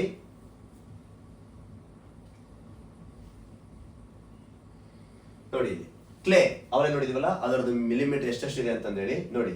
ಇಲ್ಲಿ ಸ್ಯಾಂಡ್ ಅಂತ ಬಂದಾಗ, ಇಲ್ಲಿ ಗ್ರಾವೆಲ್, ಸಿಲ್ಟ್, ಕ್ಲೇ ಅಂತ ಬಂದಾಗ ನಾವು ಇಲ್ಲಿ ಪರ್ಸೆಂಟೇಜ್ ವಾರ್ ಕೊಟ್ಟಿದ್ದೀವಿ ನೋಡಿ. ಸಿಲ್ಟ್ ಒಳಗಡೆ ಸಿಲ್ಟ್ ಪ್ರಮಾಣ ಎಷ್ಟಿರುತ್ತೆ ಅಂತಂದ್ರೆ 70% ಇರುತ್ತೆ. ಆಮೇಲೆ ನಂತರ ಬಂದ್ಬಿಟ್ಟು ಈ 50% ಏನಪ್ಪಾ ಅಂತ ಬಂದಾಗ ಸ್ಯಾಂಡ್ ಇರುತ್ತೆ 15%. ಇಲ್ಲಿ 15% ಇರ್ತದೆ, ಕ್ಲೇ ಇರುತ್ತೆ ನೋಡಿ. ಕ್ಲೇ 15%, ಸ್ಯಾಂಡ್ 15%, ಸಿಲ್ಟ್ ಪ್ರಮಾಣ ಏನಾಗುತ್ತೆ ಅಂದ್ರೆ 70%. ಇದಕ್ಕೆ ನಾವು ಸಿಲ್ಟ್ ಲೋಮ್ ಅಂತ ಕರಿತೀವಿ. ಸ್ಯಾಂಡಿ ಲೋಮ್ ಅಂತ ಬಂದಾಗ ಇದರಲ್ಲಿ ಸ್ಯಾಂಡ್ ಪ್ರಮಾಣ ಎಷ್ಟಿರುತ್ತೆ ಅಂದ್ರೆ 65, ಉಳಿದಿದ್ದು 15 ಮತ್ತು 20% ಇರುತ್ತೆ ನೋಡಿ. 16% ಇದು ಬರುತ್ತೆ, 20% ಇದೇ ಬರುತ್ತೆ, ಸಿಲ್ಟ್ ಬರುತ್ತೆ. ಇದು ಸ್ಯಾಂಡಿ ಲೋಮ್. ಕ್ಲೇ ಅಂತ ಬಂದಾಗ ನೋಡಿ, 70% ಏನಿರುತ್ತೆ ಅಂತ ಬಂದಾಗ ಕ್ಲೇ ಇರುತ್ತೆ, 15% ಏನಿರುತ್ತೆ ಸಿಲ್ಟ್ ಇರುತ್ತೆ, 15% ಏನಿರುತ್ತೆ ಸ್ಯಾಂಡ್ ಇರುತ್ತೆ. ಅದು ನಾವು ಕ್ಲೇ ಸಾಯಿಲ್ ಅಂತ ಕರಿತೀವಿ ನೋಡಿ. 3 ಅಂಶ ಒಳಗೊಂಡಾಗ ಕ್ಲೇ. ಲೋಮ್ 40% ಏನಿರುತ್ತೆ ಸ್ಯಾಂಡ್ ಇರುತ್ತೆ, 20% ಕ್ಲೇ ಇರುತ್ತೆ, 40% ಸಿಲ್ಟ್ ಇರುತ್ತೆ. ಅವಾಗ ಅದು ಲೋಮ್ ಸಾಯಿಲ್ ಆಗುತ್ತೆ. ಅಂದ್ರೆ ವಿವಿಧ ಮಣ್ಣುಗಳ ಮಿಶ್ರಣವಾದಾಗ ಆ ಮಣ್ಣು ಹಲವು ಹೆಸರುಗಳಿಂದ ಕರೆಸಿಕೊಳ್ಳುತ್ತೆ. ಹೌದಾ? ಇಲ್ಲಿ ನೋಡಿ, ಮಣ್ಣಿನಲ್ಲಿ ಬಂದಾಗ ಅದರ ಒಂದು ಒಟ್ಟಾರೆ ಏನಪ್ಪಾ ಅಂತ ಬಂದಾಗ ಒಟ್ಟು ಕಣಗಳ ಒಂದು ಏನಪ್ಪಾ ಅಂದ್ರೆ ಸಾಂದ್ರತೆ, ಡೆನ್ಸಿಟಿ ನೋಡಬಹುದು. ಇದರಲ್ಲಿ ನೋಡಿ, ಘನ ಜಾಸ್ತಿ ಏನಾಗಿದ್ದಾವೆ, ಕಣಗಳು ಒತ್ತೊತ್ತಾಗಿದ್ದಾವೆ. ಚಿಕ್ಕ ಚಿಕ್ಕ ಕಣ, ಕ್ಲೇ ಉತ್ತಮವಾದ ಮಣ್ಣಿದು. ನೀರು ಹಿಡಿದಿಟ್ಟುಕೊಳ್ಳೋ ಸಾಮರ್ಥ್ಯ ಜಾಸ್ತಿ, ಸಾವಯವ ಅಂಶ ಹೆಚ್ಚಿರುತ್ತೆ ಈ ಒಂದು ಮಣ್ಣಿನಲ್ಲಿ. ಕ್ಲೇ ನೋಡಿದಾಗ ಇಲ್ಲೆಲ್ಲ ನೀರು ಆ ಕಡೆ ಹರಿದೋಗುತ್ತೆ, ಒಳಗಡೆ ಜಾಸ್ತಿ ಪ್ರಮಾಣದಲ್ಲಿ ಸೇರ್ಪಡೆ ಆಗಲ್ಲ. ನೀರನ್ನ ಮೇಲೆ ಹಿಡಿದಿಟ್ಟುಕೊಳ್ಳೋ ಸಾಮರ್ಥ್ಯ ಜಾಸ್ತಿ ಇರುತ್ತೆ, ಮೇಲೆ ಹಿಡ್ಕೊಂಡ್ಬಿಡುತ್ತೆ ನೀರು. ನಂತರ ಸಿಲ್ಟ್ ಅಂತ ಬಂದ್ಬಿಡುಗ, ಸ್ವಲ್ಪ ನಡುವೆ ಬಿಡುವಿದೆ, ನೀರೇನಾಗ್ತಿದೆ ಒಳಗಡೆ ಜಾರಿ ಹೋಗ್ತಾ ಇದೆ. ಹೌದಾ? ಇದು ಸಂಪೂರ್ಣ ಜಾರಿ ಹೋಗ್ತಾ ಇದೆ ಸ್ಯಾಂಡ್ ಒಳಗಡೆ. ಮಳೆದ ನೋಡಿ, ಎಲ್ಲಿ ಮರುಭೂಮಿಯಲ್ಲಿ ನೀರು ಬೇಗನೆ ಏನಾಗುತ್ತೆ, ಅಂತರ್ಜಲ ಸೇರ್ಕೊಂಡ್ಬಿಡುತ್ತೆ. ಸಾವಯವ ಪದಾರ್ಥನೂ ಕಡಿಮೆ, ಕೊಳೆತ ಜೈವಿಕಾಂಶನೂ ಕಡಿಮೆ, ನೀರನ್ನು ಹಿಡಿದಿಟ್ಟುಕೊಳ್ಳೋ ಸಾಮರ್ಥ್ಯನೂ ಕಡಿಮೆ. ಹಾಗಾಗಿ ಸ್ಯಾಂಡ್ ಅದು. ಮರಳಿಂದ ಜೇಡಿಯುಕ್ತ ಅಂಶ ಇದ್ರೆ ಸಾವಯವ ಹೆಚ್ಚು, ನೀರು ಹಿಡಿದಿಟ್ಟುಕೊಳ್ಳುವ ಸಾಮರ್ಥ್ಯ ಜಾಸ್ತಿ, ಗಾಢತೆ ಹೆಚ್ಚು. ಸ್ಯಾಂಡ್ ಅಂತ ಬಂದಾಗ ಸಾವಯವ ಕಡಿಮೆ, ನೀರು ಹಿಡಿದಿಟ್ಟುಕೊಳ್ಳುವ ಸಾಮರ್ಥ್ಯ ಕಡಿಮೆ, ಆದ್ರೆ ಲೈಟ್ ಕಲರ್ ಇರುತ್ತೆ. ಹೌದಲ್ವಾ? ಗಾಢತೆ ಹೆಚ್ಚು, ಲೈಟ್ ಇರುತ್ತೆ. ಹೌದಾ? ಈ ರೀತಿ ನಾವು ಮಣ್ಣನ್ನು ನಾವು ಹಲವು ಭಾಗಗಳ ವಿಭಾಗ ಮಾಡಿದ್ವಿ ಪ್ರಿಯ ಸ್ನೇಹಿತರೆ. ಅನುವಂಶೀಯ ವರ್ಗೀಕರಣ, ಮಣ್ಣಿನ ಮೂಲವನ್ನು ಆಧರಿಸಿ ಅವುಗಳ ವಲಯ ವ್ಯವಸ್ಥೆ ಅಂತ ಬಂದಾಗ ಪ್ರಿಯ ಸ್ನೇಹಿತರೆ, ಇದನ್ನು ಆರಂಭದಲ್ಲಿ ರಷ್ಯಾದ ಶಿಶುವಿಜ್ಞಾನಿಗಳು ಪ್ರಸ್ತಾಪಿಸಿದರು. ಹವಾಮಾನ, ಸಸ್ಯವರ್ಗ ಮತ್ತು ಮಣ್ಣಿನ ವಲಯಗಳ ನಡುವಿನ ಬಲವನ್ನು ಸಂಬಂಧವನ್ನು ಅವರು ಗುರುತಿಸಿದರು. C.F. ಮಾರ್ಬಟ್ 1938ರಲ್ಲಿ ಸಮಗ್ರ ಮಣ್ಣಿನ ವರ್ಗೀಕರಣ ವ್ಯವಸ್ಥೆಯ ಸಂಯೋಜನೆಯನ್ನು ಮಂಡಿಸಿದರು. ಸಮಗ್ರ ಮಣ್ಣಿನ ವರ್ಗೀಕರಣ ವ್ಯವಸ್ಥೆಯನ್ನು ಮಂಡಿಸಿದವರು ಯಾರಂತ ಬಂದಾಗ C.F. ಮಾರ್ಬಟ್ ಅಂತ ಹೇಳಿ ಅವರು ಮಣ್ಣನ್ನು 3 ಕ್ರಮಗಳಾಗಿ ವಿಂಗಡಿಸಿದರು. ಅವುಗಳಂತ ಬಂದಾಗ ಜೋನಲ್, ಇಂಟರ್ ಜೋನಲ್, ಅಜೋನಲ್. ಇಲ್ಲಿದೆ ನೋಡಿ, soil classification: zonal, inter zonal, azonal. Zonal, inter zonal, azonal. ಹೌದಾ? ಅಂತಂದೇಳಿ ನಾವು ಜೋನಲ್, ಇಂಟರ್ ಜೋನಲ್, ಅಜೋನಲ್ ಅಂತಂದೇಳಿ ನಾವು ಭಾಗಗಳಾಗಿ ವಿಭಾಗ ಮಾಡ್ತೀವಿ. ಇಲ್ಲಿ ಜೋನಲ್ ಸಾಯಿಲ್ ಅಂತ ಬಂದಾಗ ಪ್ರಿಯ ಸ್ನೇಹಿತರೆ, ಭೂಮಿಯ ಪ್ರಮುಖ ಹವಾಮಾನ ಪಟ್ಟಿಗಳಲ್ಲಿ ಹೊಂದಿಕೆಯಾಗುವ ಮಣ್ಣು. ಭೂಮಿಯ ಹವಾಮಾನ ಪಟ್ಟಿಯಲ್ಲಿ ಹೊಂದಿಕೆಯಾಗುವ ಮಣ್ಣು ಜೋನಲ್. ಅಂತರ್ವಲಯ: ಹವಾಮಾನ ಹೊರತುಪಡಿಸಿ ಸ್ಥಳೀಯ ಪರಿಸರದ ಬಲವಾದ ಒಳಗಾಗುವ ಮಣ್ಣು. ಹವಾಮಾನ ಹೊರತುಪಡಿಸಿ ಸ್ಥಳೀಯ ಪರಿಸ್ಥಿತಿಯನ್ನು ಬಲವಾಗಿ ಒಳಗಾಗುವ ಮಣ್ಣು. ಅಜೋನಲ್: ಇಂದಿನ ಹವಾಮಾನ ಪರಿಸ್ಥಿತಿಗಳೊಂದಿಗೆ ಇನ್ನೂ ಸಮತೋಲನದಲ್ಲಿರುವ ಮಣ್ಣು. ನೋಡಿ, ಈ ರೀತಿ ನಾವು ಜೋನಲ್, ಇಂಟರ್ ಜೋನಲ್, ಅಜೋನಲ್ ಅಂತಂದೇಳಿ ನಾವು 3 ಭಾಗಗಳು ಮಾಡಿ ಅದರಲ್ಲಿ ಜೋನಲ್ ಅಲ್ಲಿ ಮತ್ತೆ ಪೆಡಲ್ಫರ್ ಮತ್ತು ಪೆಡಲ್ಕಲ್ ಅಂತಂದೇಳಿ ನಾವು ವಿಭಾಗ ಮಾಡ್ತೀವಿ. ಈಗ ಎಲ್ಲವೂ ನೋಡ್ಕೊಂಡು ತಗೋಣ ಪ್ರಿಯ ಸ್ನೇಹಿತರೆ. ಅದರಲ್ಲಿ ಮೊದಲನೇದಾಗಿ ತೆಗೆದುಕೊಳ್ಳೋಣ ಪೆಡಲ್ಫರ್. ಜೋನಲ್ ಒಳಗಡೆ ಮಾತಾಡ್ತಿದ್ದೀವಿ. ನಂತರ ಪೆಡಕಲ್ಸ್. ನೋಡಿ ಪ್ರಿಯ ಸ್ನೇಹಿತರೆ, ವೆರಿ ಇಂಪಾರ್ಟೆಂಟ್. ಪೆಡಲ್ಫರ್ ಹೆಚ್ಚಿನ ಅಕ್ಷಾಂಶಗಳ ಆರ್ದ್ರ ವಾಯುಗುಣದಲ್ಲಿ ಕಂಡು ಬರ್ತಕ್ಕಂಥ ಮಣ್ಣು. ಹೆಚ್ಚಿನ ಅಕ್ಷಾಂಶಗಳ ಆರ್ದ್ರ ವಾಯುಗುಣದಲ್ಲಿ ಕಂಡು ಬರ್ತಕ್ಕಂಥ ಮಣ್ಣು. ಆರ್ದ್ರ ವಾಯುಗುಣ ಅಂತ ಬಂದಾಗ ತೇವಾಂಶ ಭರಿತ ವಾಯುಗುಣ. ಹೌದಾ? ಪೆಡಲ್ಫರ್ ಈ ಮಣ್ಣು ಸಾಮಾನ್ಯವಾಗಿ ಪ್ರತಿ ವರ್ಷ 60 ಸೆಂಟಿಮೀಟರ್ಗಳಿಗಿಂತ ಹೆಚ್ಚು ಮಳೆಯಾಗುವ ಸಮಶೀತೋಷ್ಣ ವಲಯ ಪ್ರದೇಶದಲ್ಲಿ ಕಂಡು ಬರುತ್ತೆ. ಉಷ್ಣ ವಲಯ ಬಿಟ್ಟು ಸಮಶೀತೋಷ್ಣ ವಲಯ ಅಂತ ಬಂದಾಗ ಸೂರ್ಯನ ಓರೆಯಾದ ಕಿರಣಗಳು ಬೀಳುವ ಪ್ರದೇಶದಲ್ಲಿ ಯಾವ ಮಣ್ಣಾಗಿರುತ್ತೆ? ಪೆಡಲ್ಫರ್ ಮಣ್ಣಾಗಿರುತ್ತೆ. ಹೌದಾ? ಇವು ಬಹು ಫಲವತ್ತಾಗಿದ್ದು ಹೇರಳವಾಗಿ ಅಲ್ಯೂಮಿನಿಯಂ, ಹೇರಳವಾಗಿ ಅಲ್ಯೂಮಿನಿಯಂ, ಕಬ್ಬಿಣವನ್ನು ಹೊಂದಿರುತ್ತದೆ ಮತ್ತು ಕಂದು ಕಪ್ಪು ಬಣ್ಣದಿಂದ ಕೂಡಿರ್ತಕ್ಕಂಥ ಮಣ್ಣು. ಎಕ್ಸಾಂಪಲ್, ಯುನೈಟೆಡ್ ಸ್ಟೇಟ್ ಭಾಗದಲ್ಲಿ ಕಂಡು ಬರ್ತಕ್ಕಂಥ ಒಂದು ನೋಡಗ ಈ ಕಡೆ ಪೆಡಾಲ್ಕಸ್ ಮಣ್ಣು ಪೂರ್ವ ಭಾಗದಲ್ಲಿ, ಈ ಕಡೆ ಪೆಡಾಲ್ಫರ್ ಪೂರ್ವ ಭಾಗದಲ್ಲಿ, ಪೆಡಾಲ್ಫರ್ ಈ ಭಾಗದಲ್ಲಿ. ಎಕ್ಸಾಂಪಲ್ ನೋಡಿ, ನಾನು ಈ ಭಾಗದಲ್ಲಿ ನೋಡ್ಬೋದು. ಹೌದಾ? ಈ ಕೆನಡಾದಲ್ಲಿ ಸಹ ಹೆಚ್ಚಿನ ಭಾಗದಲ್ಲಿ ನೋಡಬಹುದು ಈ ಮಣ್ಣನ್ನು. ಸಮಶೀತೋಷ್ಣ ವಲಯ ಪ್ರದೇಶದಲ್ಲಿ ಕಂಡು ಬರ್ತಕ್ಕಂಥ ಮಣ್ಣು ಪೆಡಾಲ್ಫರ್. ಯಾವ್ದರ ಒಂದು ಭಾಗ? ಜೋನಲಿನ ಒಂದು ಭಾಗ ಪೆಡಾಲ್ಫರ್. ಇನ್ನೊಂದು ಯಾವುದು? ಪೆಡೋಕಲ್. ಈಗ ನಾವು ಪೆಡೋಕಲ್ ನೋಡ್ತಾ ಇದ್ದೀವಿ. ಪೆಡಸಲ್ಸ್ ಎಂದರೆ ಪ್ರಪಂಚದ ಶುಷ್ಕ, ಅರೆ ಶುಷ್ಕ ಮತ್ತು ಉಪ ಆರ್ದ್ರ ವಲಯದಲ್ಲಿ ಕಂಡು ಬರ್ತಕ್ಕಂಥ ಮಣ್ಣು. ಇದು ಆರ್ದ್ರ, ಇದು ಶುಷ್ಕ. ಗೊತ್ತಿರಲಿ. ತೇವಾಂಶ ಒಣ. ಯಾಕ ತೇವಾಂಶ? 60 ಸೆಂಟಿಮೀಟರ್ಗಿಂತ ಹೆಚ್ಚು ಮಳೆ. ಯಾಕ ಶುಷ್ಕ? 60 ಸೆಂಟಿಮೀಟರ್ಗಿಂತ ಕಡಿಮೆ ಮಳೆ. ಇವು ಹೇರಳವಾಗಿ ಕ್ಯಾಲ್ಸಿಯಂ ಕಾರ್ಬೋನೇಟ್ ಮತ್ತು ಅನೇಕ ಸ್ಫಟಿಕ ಖನಿಜಗಳನ್ನು ಹೊಂದಿರುತ್ತದೆ. ವಿಶಿಷ್ಟವಾಗಿ ತಿಳುಬೂದಿ ಬಣ್ಣದಿಂದ ಕೂಡಿರ್ತಕ್ಕಂಥ ಮಣ್ಣಾಗಿರುತ್ತೆ. ಫಲವತ್ತತೆ ಜಾಸ್ತಿ, ಗಾಢತೆ ಹೆಚ್ಚು. ಲೈಟ್, ಇದು ಗಾಢತೆ ಕಡಿಮೆ.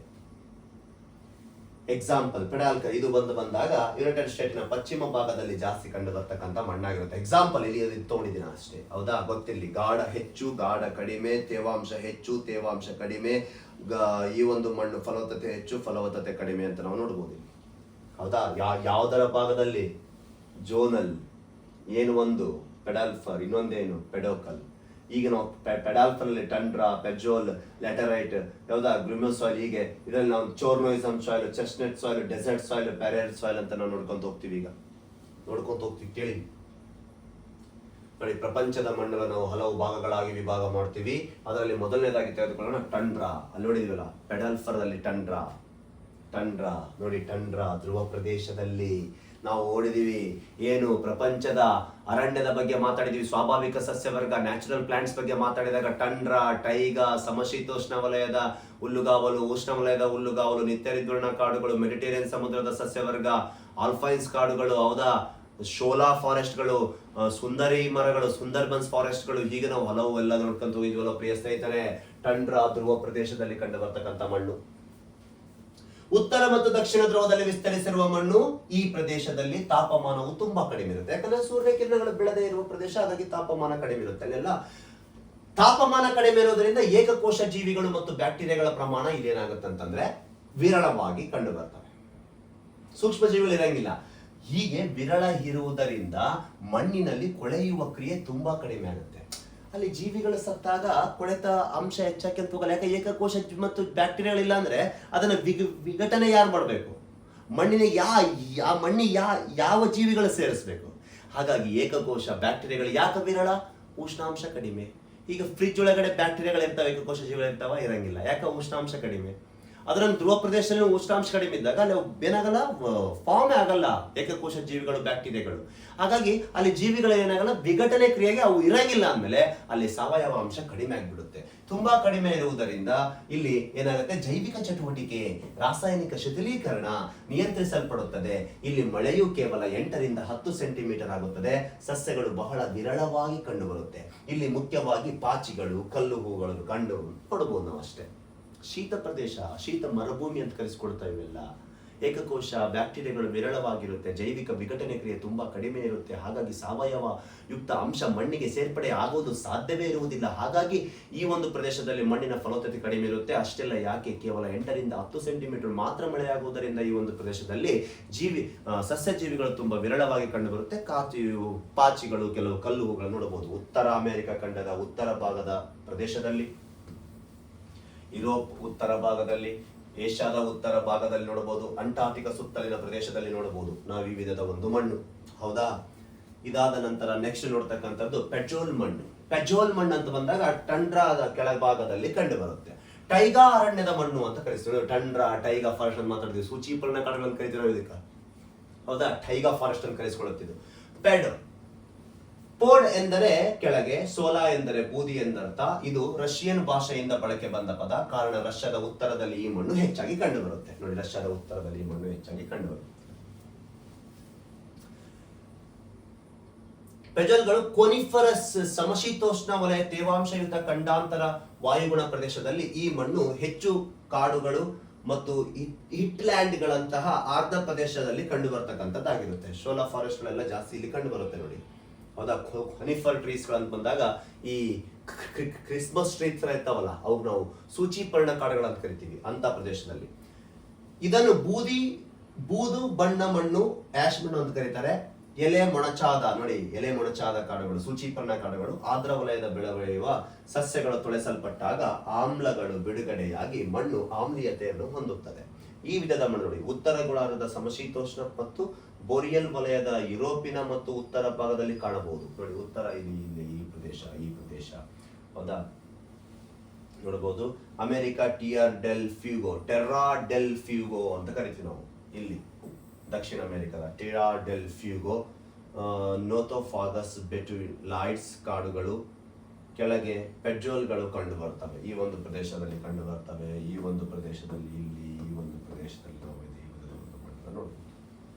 ಹೌದಾ? ಇಲ್ಲಿ ಈ ಒಂದು ಪ್ರದೇಶ ಸ್ವಲ್ಪ ಯಾವ ಮಣ್ಣಿದು? ಪೆಜೋಲ್. ಸರ್, ಪೆಜೋಲ್ ಎಲ್ಲಿ ನೋಡಿದ್ವಿ ನಾವು? ಇಲ್ಲಿ ನೋಡಿದ್ವಿ ನೋಡಿ. ಪೆಡಲ್ಫರ್ ಅಲ್ಲಿ ಟಂಡಾ ನೋಡಿದ್ವಿ, ಪೆಜೋಲ್ ನೋಡಿದ್ವಿ. ಹೌದಾ? ಬ್ರೌನ್ ಎರ್ತ್ ಸಾಯಿಲ್, ಕಂದು ಮಣ್ಣು. ನೋಡೋಣ ಒಂದು ನಿಮಿಷ ರೆಕಾರ್ಡಿಂಗ್. ಓಕೆ, ಇಟ್ಸ್ ಪತನಶೀಲ ಕಾಡುಗಳು ಬೆಂಬಲಿಸುವ ಸೌಮ್ಯ ಹವಾಮಾನದಲ್ಲಿ ಕಂಡು ಬರ್ತಕ್ಕಂಥ ಈ ಮಣ್ಣು ಪ್ರಾಥಮಿಕ ಪೆಜೋಲ್ ಪ್ರದೇಶದ ದಕ್ಷಿಣದಲ್ಲಿ ಅಸ್ತಿತ್ವದಲ್ಲಿದೆ. ಒಂದು ಟಂಡ್ರಾ, ನಂತರ ತೈಗಾದ ಕೆಳಭಾಗದಲ್ಲಿ ಈ ಮಣ್ಣು. ಹೌದಾ? ಪೆಜೋಲ್ ಕೆಳಭಾಗದಲ್ಲಿ ಬ್ರೌನ್ ಅರ್ತ್ ಇದೆ. ನಾವು ಈಗ ನೋಡಿದ್ವಿ, ಏನ್ ನೋಡಿದ್ವಿ? ಪೆಜೋಲ್ ನೋಡಿದ್ವಿ. ಇದ್ರ ಮೇಲೆ ನೋಡಿದ್ವಿ ಟಂಡ್ರಾ ನೋಡಿದ್ವಿ. ಕೆಳಗಡೆ ಟೈಗಾ ನೋಡಿದ್ವಿ. ಟೈಗಾ ಅಂದ್ರೆ ಪೆಜೋಲ್ ನೋಡಿದ್ವಿ. ಪೆಜೋಲಿನ ಕೆಳಭಾಗದಲ್ಲಿ ನೋಡ್ತಾ ಇದ್ವಿ. ಪೆಜೋಲಿನ ಕೆಳಭಾಗದಲ್ಲಿ ಮೊದಲು ನೋಡಿದ ಟಂಡ್ರಾ, ನಂತರ ಪೆಜೋಲ್, ಆಮೇಲೆ ಬ್ರೌನ್ ಅರ್ತ್ ಸಾಯಿಲ್. ನೋಡಿ, ಸೋರಿಕೆಯನ್ನು ಇದು ನೋಡಿ, ಪೆಜೋಲ್ ಪ್ರದೇಶದ ದಕ್ಷಿಣದಲ್ಲಿ ಅಸ್ತಿತ್ವದಲ್ಲಿದೆ. ಇದು ಪೆಜೋಲ್ಗಳಿಗೆ ಹೋಲಿಸಿದರೆ ಇದು ಕಡಿಮೆ ತೀವ್ರತೆಯನ್ನು ಹೊಂದಿರುತ್ತದೆ. ಮಣ್ಣಿನ ಮೇಲ್ಭಾಗದಲ್ಲಿ ಉಚಿತ ಕ್ಯಾಲ್ಸಿಯಂ ಇಲ್ಲದಿರುವುದರಿಂದ ಸಿಸ್ಕ್ವಿವ್ ಯಾಕ್ಸ್ವಿಡ್ಗಳು ಕೆಳಮುಖವಾಗಿ ಚಲಿಸುವುದಿಲ್ಲ. ಇದೇನೋ ಸ್ವಲ್ಪ ಮಿಸ್ಟೇಕ್ ಆಗಿದೆ. ಆಕ್ಸೈಡ್ಗಳು ಏನಾಗಬೇಕಿದು ಇರ್ಲಿ ಬಿಡಿ. ಇದು ಮಣ್ಣಿನ ಒಟ್ಟಾರೆ ಕಂದು ಬಣ್ಣವನ್ನು ಕಾರಣವಾಗಿರ್ತಕ್ಕಂಥ ಮಣ್ಣಾಗಿದೆ. ಇದೆ ನೋಡಿ, ಬ್ರೌನ್ ಸಾಯಿಲ್ ಈ ಕಡೆ ಬರುತ್ತೆ. ಇಲ್ಲಿ ಬ್ರೌನ್ ಸಾಯಿಲ್.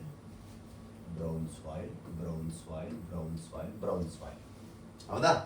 ಪೆಜೋಲ್ಗಳಿಗೆ ಹೋಲಿಸಿದರೆ ಹ್ಯೂಮಸ್ ಸಮಾನವಾಗಿ ವಿಸ್ತರಿಸಲ್ಪಡುತ್ತದೆ ಮತ್ತು ಕಡಿಮೆ ಆಮ್ಲೀಯವಾಗಿರುತ್ತದೆ. ಪೆಜೋಲ್ ಅಂತ ಬಂದಾಗ ಮೇಲಿನ ಮಣ್ಣಿಗೆ ಹೋಲಿಸಿದ್ದಾರೆ.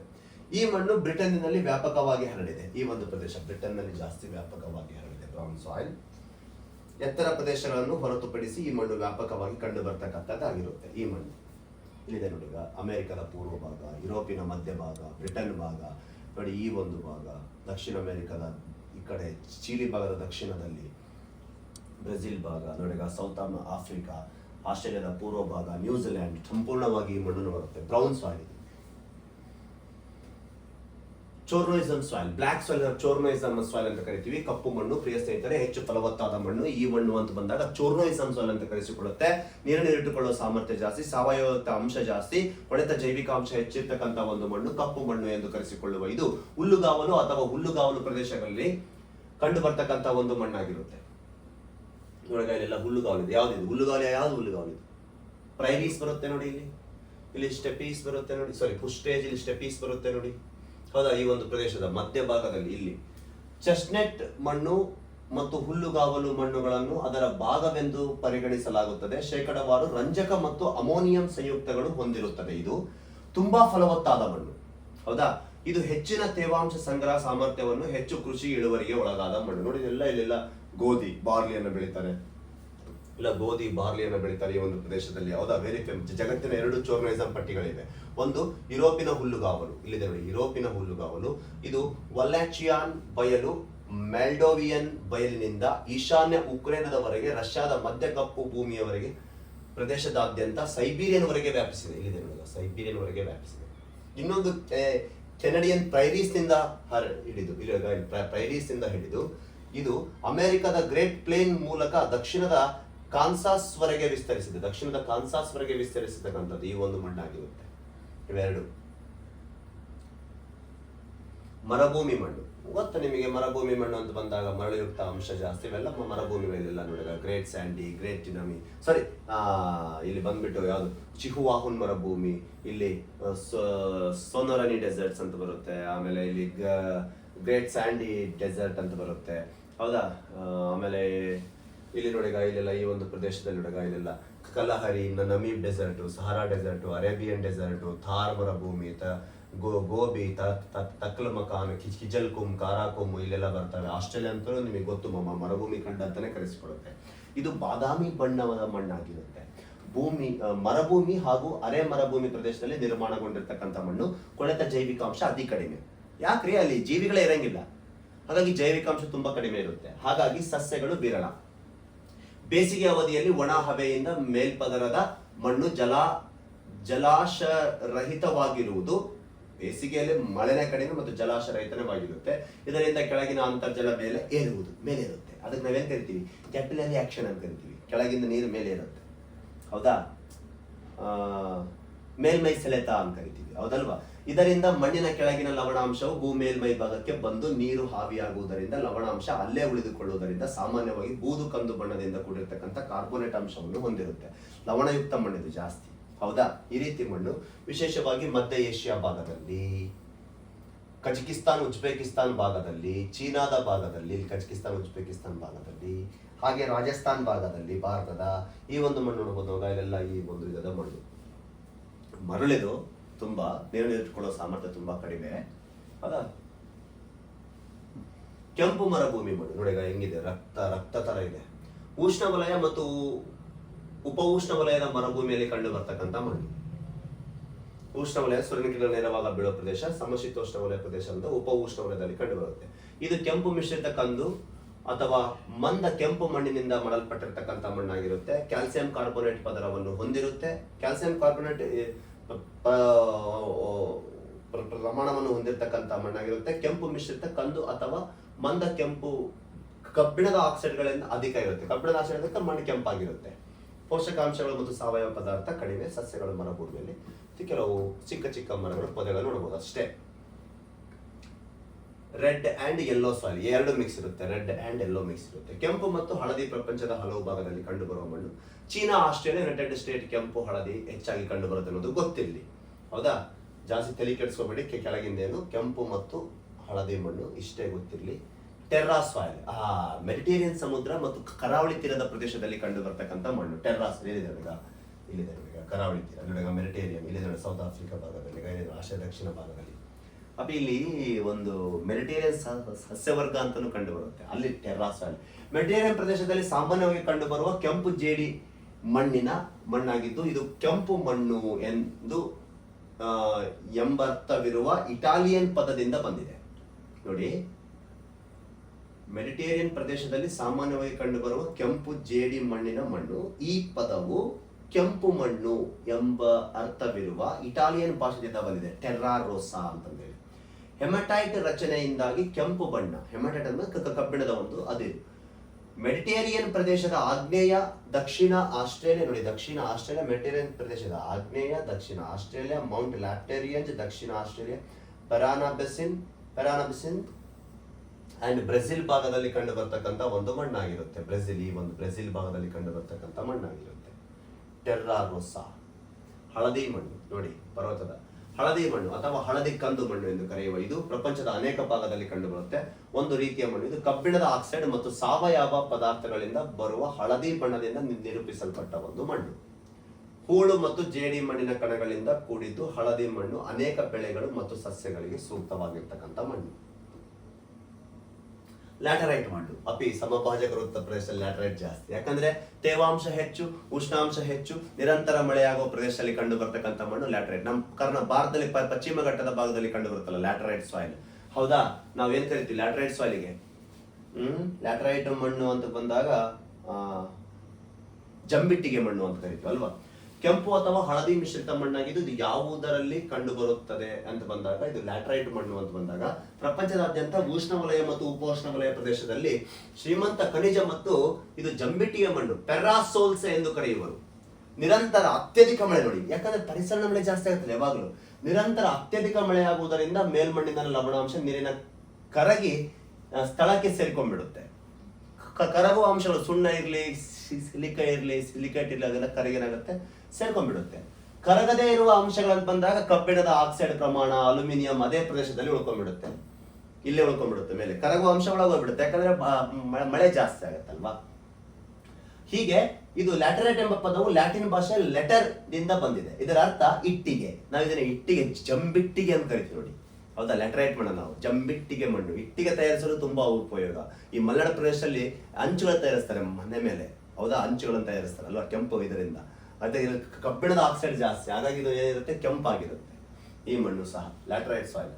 1800ರಲ್ಲಿ ದಕ್ಷಿಣ ಭಾರತದಲ್ಲಿ ಲ್ಯಾಟರೈಟ್ ರಚನೆಯನ್ನು ಮೊದಲು ಹೆಸರಿಸಿದವರು ಫ್ರಾನ್ಸಿನ ಬುಕಾನನ್ ಹ್ಯಾಮಿಲ್ಟನ್ ಅಂತ ನೋಡಿ, ಹೌದಾ? ಗೊತ್ತಿರಲಿ ಈ ಒಂದು ಲ್ಯಾಟರೈಟ್. ಆಫ್ರಿಕಾ, ಆಸ್ಟ್ರೇಲಿಯಾ, ಆಮೇಲೆ ದಕ್ಷಿಣ ಅಮೆರಿಕಾ, ಆಮೇಲೆ ಅಮೆಜಾನ್ ಫಾರೆಸ್ಟ್ ಗಳಲ್ಲಿ ತಗ್ಗು ಪ್ರದೇಶದಲ್ಲಿ ಕಂಡು ಬರ್ತಕ್ಕಂಥ ಮಣ್ಣು. ಇಥಿಯೋಪಿಯಾ ಲ್ಯಾಟರೈಟ್, ಪಶ್ಚಿಮ ಇಥಿಯೋಪಿಯಾ ಶಿಳ್ನಲ್ಲಿ ಕಂಡು ಇಲ್ಲೆಲ್ಲ ಇದೆಲ್ಲ ಮಧ್ಯ ಆಫ್ರಿಕಾ, ಇದೆಲ್ಲ ಬ್ರೆಜಿಲ್ ಪ್ರದೇಶ, ಈ ಒಂದು ಪ್ರದೇಶದಲ್ಲಿ ನಾವು ಲ್ಯಾಟರೈಟ್ ನೋಡಬಹುದು.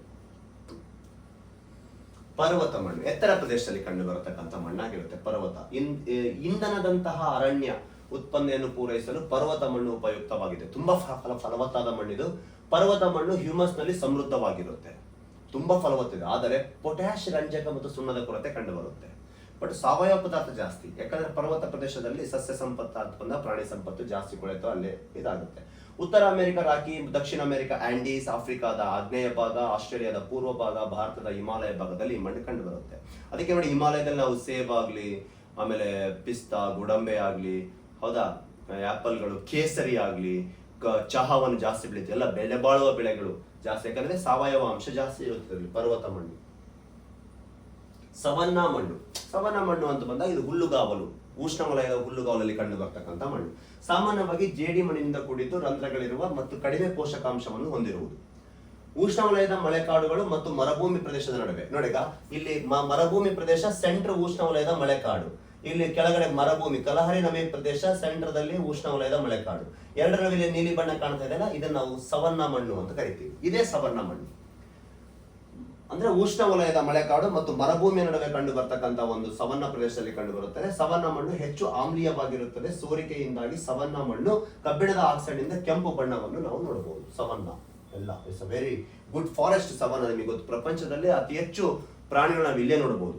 ಸವನದಲ್ಲಿ ಜೀಬ್ರಾ, ಸಿಂಹಗಳಾಗ್ಲಿ, ಹಿಪ್ಪೋಪೊಟಮಸ್ಗಳಾಗ್ಲಿ, ಆಮೇಲೆ ವೈಲ್ಡ್ ಬಫೆಲೋಗಳಾಗ್ಲಿ, ಲಯನ್ಸ್ಗಳಾಗ್ಲಿ, ಚಿರತೆಗಳಾಗ್ಲಿ, ಎಲ್ಲ ದೊಡ್ಡ ದೊಡ್ಡ ಪ್ರಾಣಿ, ಉಷ್ಟ್ರ ಪಕ್ಷಿ ಅಂತ ಕರಿತೀವಿ, ಆಸ್ಟ್ರಿಚ್ ಆಗಲಿ, ಎಲ್ಲ ದೊಡ್ಡ ದೊಡ್ಡ ಇಲ್ಲೇ ನೋಡ್ಬೋದು ನಾವು. ಬಿಗ್ ಗೇಮ್ ಕಂಟ್ರಿ ಝೋನ್ ಇದು, ನಮ್ಮ ಭಾರತದಲ್ಲೂ ಕಂಡು ಬರುತ್ತೆ ನೋಡಿ.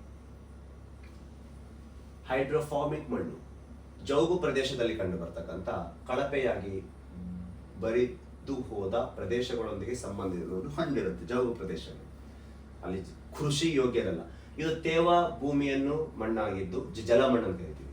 ಎಲ್ಲ ಕೆಸರಿರುತ್ತೆ, ರಾಡಿ ಜಾಸ್ತಿ ಇರುತ್ತೆ. ಸಾಮಾನ್ಯವಾಗಿ ದೀರ್ಘಾವಧಿಯವರೆಗೆ ಅಂತರ್ಜಲದಿಂದ ಸ್ಯಾಚುರೇಟ್ ಆಗಿರತಕ್ಕಂಥ ಒಂದು ಮಣ್ಣು ಆಮ್ಲಜನಕ ರಹಿತ, ಕಡಿಮೆ ಆಮ್ಲಜನಕ ಜೌಗು ಪ್ರದೇಶದ ಪರಿಸ್ಥಿತಿಗಳಿಂದಾಗಿ ಅವು ಹಸಿರು ನೀಲಿ ಬೂದು ಬಣ್ಣದಿಂದ ಕೂಡಿರುತ್ತೆ. ಅಷ್ಟೇ ಗೊತ್ತಿರಲಿ, ತಲೆ ಕೆಡಿಸಬೇಡಿ. ಜಿಗುಟಾಗಿರುವ ಮತ್ತು ಕೆಲವು ಕಷ್ಟಕರವಾಗಿರುತ್ತೆ, ಕೆಲಸ ಮಾಡಲು ಕಷ್ಟಕರವಾದಂಥ ಒಂದು ಪ್ರದೇಶ, ಕೃಷಿ ಚಟುವಟಿಕೆಗಳೆಲ್ಲ ಜಿಗುಟು ಜಾಸ್ತಿ ಇರುತ್ತೆ. ಬೆಸ್ಟ್ ಎಕ್ಸಾಂಪಲ್ ನಮ್ಮ ಭಾರತ ಸುಂದರ್ಬನ್ಸ್ ನೋಡ್ಬೋದು. ಹೌದಾ? ಅಲ್ಲೆಲ್ಲ ಜೌಗು ಪ್ರದೇಶಗಳಿಲ್ಲ. ಹೌದಾ? ಕ್ಯಾಲ್ಸಿಫಾರ್ಮಿಕ್ ಮಣ್ಣು, ಕ್ಯಾಲ್ಸಿಫಾರ್ಮಿಕ್ ಅಥವಾ ಸುಣ್ಣದ ಮಣ್ಣನ್ನು ಸುಣ್ಣದ ಕಲ್ಲಿನ ಮೂಲ ವಸ್ತುಗಳಿಂದ ಕಂಡು ಬರ್ತವೆ. ಇದೆಲ್ಲ ಕಾಣ್ತದೆ ನೋಡಿ, ಬ್ಲೂ ಕಲರ್, ಇದೆಲ್ಲ ಕ್ಯಾಲ್ಸಿಫಾರ್ಮಿಕ್. ಇವುಗಳು ಸೀಮಿತ ನೀರಿನ ಸಾಮರ್ಥ್ಯವನ್ನು ಹೊಂದಿರುವ ತೆಳುವಾದ ಮಣ್ಣು, ಗಾಢವಾದ ಮತ್ತು ಸಾವಯವ ಸಮೃದ್ಧವಾಗಿರುತ್ತೆ. ಬ್ರಿಟನ್ನಿನ ಸೀಮೆ ಸುಣ್ಣದ ಬಂಡೆಯೊಂದಿಗೆ ಸಂಬಂಧವನ್ನು ಹೊಂದಿದೆ. ಟೆರ್ರಾರೋಸಾ ಮಣ್ಣು ಅಂತ ಕರಿತೀವಲ್ವಾ, ಆ ರೀತಿ ಒಳ ನೋಡಿದವರ ಇಟಾಲಿಯನ್ ಭಾಷೆಯಿಂದ ಬಂದಿದ್ದು. ಇಷ್ಟೇ ಗೊತ್ತಿಲ್ಲ, ಜಾಸ್ತಿ ತಲೆ ಕೆಡಿಸ್ಕೋಬೇಡಿ. ನೆಕ್ಸ್ಟ್ ಏನು? ಹೈಲೋಫಾರ್ಮಿಕ್ ಮಣ್ಣು ಅಂದ್ರೆ ಮರುಭೂಮಿ ಮಣ್ಣು. ಈಗಲೇ ನಾವು ನೋಡಿದಿವಲ್ವಾ, ಅದು ಹೆಚ್ಚು ಮರುಭೂಮಿಯಲ್ಲಿ ಕೇಳ್ತಾನೆ ಮಣ್ಣು. ಹೈಲೋಫಾರ್ಮಿಕ್ ಮಣ್ಣು ಅಂತ ಬಂದಾಗ ಲವಣಯುಕ್ತ ಮಣ್ಣು. ಯಾಕ? ಅಲ್ಲಿ ಏನಾಗುತ್ತೆ? ಕ್ಯಾಪಿಲರಿ ಆಕ್ಷನ್ ಜಾಸ್ತಿ ನಡೆಯುತ್ತೆ, ಮೇಲ್ಮೈ ಸೆಳೆತ ಜಾಸ್ತಿ ಆಗೋದ್ರಿಂದ ಲವಣಯುಕ್ತ, ಹಾವಿ ಜಾಸ್ತಿ ಆಗುತ್ತಲ್ಲ, ಹಾಗಾಗಿ ಅಲ್ಲೇ ಎಲ್ಲ ಲವಣಾಂಶಗಳು ಕೊಡೋದ್ರಿಂದ ಈ ರೀತಿ ಒಂದು ಹೈಲೋಫಾರ್ಮಿಕ್ ಮಣ್ಣು ಅಂತ ನಾವು ಕರಿತೀವಿ. ಹೌದಾ?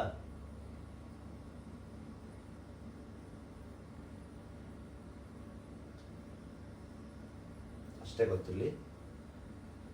ಪ್ರಿಯ ಸ್ನೇಹಿತರೆ, ಅಜೋನಲ್, ಈಗ ನಾವು ನೋಡಿದ್ದು ಜೋನಲ್, ಈಗ ಬರ್ತಿರೋದು ಅಜೋನಲ್. ಈ ಮಣ್ಣುಗಳನ್ನು 3 ಗುಂಪುಗಳಾಗಿ ವಿಂಗಡಣೆ ಮಾಡ್ತೀವಿ. ಒಂದು ಲಿಥೋಸೋಲ್ಗಳು, ರೆಗೋಸೋಲ್ಗಳು ಮತ್ತು ಮೆಕ್ಕಲು ಅಂತ 3 ಭಾಗ ಮಾಡ್ತೀವಿ. ಇಷ್ಟೊತ್ತು ನೋಡಿದ್ದು ಜೋನಲ್, ಈಗ ಅಜೋನಲ್. ಮಣ್ಣಿನ ಅಭಿವೃದ್ಧಿಯು ಅದರ ಮೂಲ ವಸ್ತುಗಳ ಸ್ವರೂಪದಿಂದ ಹೆಚ್ಚು ಪ್ರಭಾವವಾಗಿರುತ್ತೆ. ಇವುಗಳು ಅಜೋನಲ್ ಮಣ್ಣು ಎಂದು ಕರೆಯಲಾಗುತ್ತೆ. ಆಮೇಲೆ ಅಕ್ಕ ನೋಡಿ, ಈಗ ಅಜೋನಲ್ ಮಣ್ಣು ಅಂತ ಬಂದಾಗ ರೆಗೋಸೋಲ್, ಇನ್ನೊಂದು ಬಂದ್ಬಿಟ್ಟು ಲಿಥೋಸೋಲ್ ಎನ್ನುವಂತ ಮಣ್ಣು. ರೆಗೋಸೋಲ್, ಲಿಥೋಸೋಲ್ ಅಂತ ಬಂದಾಗ ಒಂದು ದುರ್ಬಲವಾದ ಅಜೋನಲ್ ಮಣ್ಣು ದುರ್ಬಲವಾಗಿ ಅಭಿವೃದ್ಧಿಯನ್ನು ಹೊಂದಿರುತ್ತೆ. ಒಗ್ಗೂಡಿಸಿದ ಖನಿಜ ವಸ್ತುಗಳಿಂದ ಮಾಡಿದ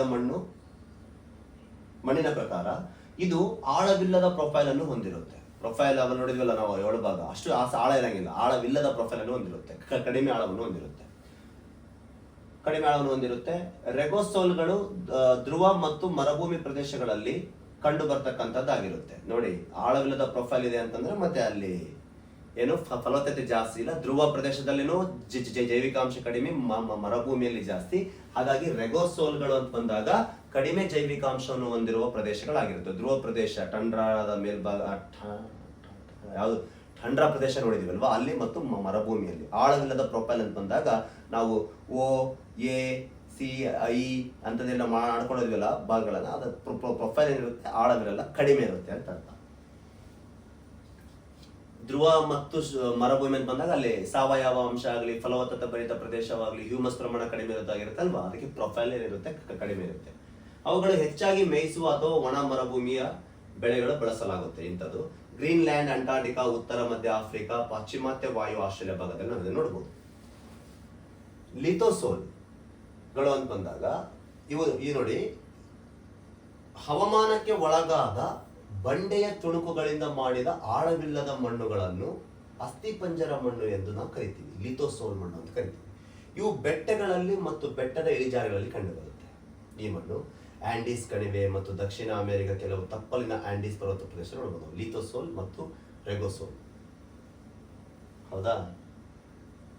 ಮೆಕ್ಕಲು ಮಣ್ಣು ನದಿ ಸಂಚಯನದಿಂದ ರಚನೆಯಾದ ಮಣ್ಣು. ಎಲ್ಲಿ ಬರುತ್ತೆ? ಭಾರತದ ಉತ್ತರ ಮೈದಾನ ಭಾಗದಲ್ಲಿ ಕಂಡು ಬರುತ್ತೆ ನೋಡಿ. ನಿರಂತರ ನದಿಗಳ ಸಂಚಯನದಿಂದ ಪರ್ವತದ ಇಳಿಜಾರಿಗೆ ಅನುಗುಣವಾಗಿ ಬಂದು ರಚನೆಯಾದ ಮಣ್ಣು ಅಂತ ಕರಿತೀವಿ ನಾವು. ಯಾವ ಮಣ್ಣು? ಮೆಕ್ಕಲ ಮಣ್ಣು. ಹಲವು ಭಾಗಗಳಾಗಿ ವಿಭಾಗ ಮಾಡ್ತೀವಿ. ಕಾದರ್, ಬಂಗರ್, ಬಬ್ಬರ್ ಅಂತನೆಲ್ಲ ಹಲವು ಭಾಗಗಳಾಗಿ ಮಾಡಿದೀವಿ ಅಲ್ವಾ.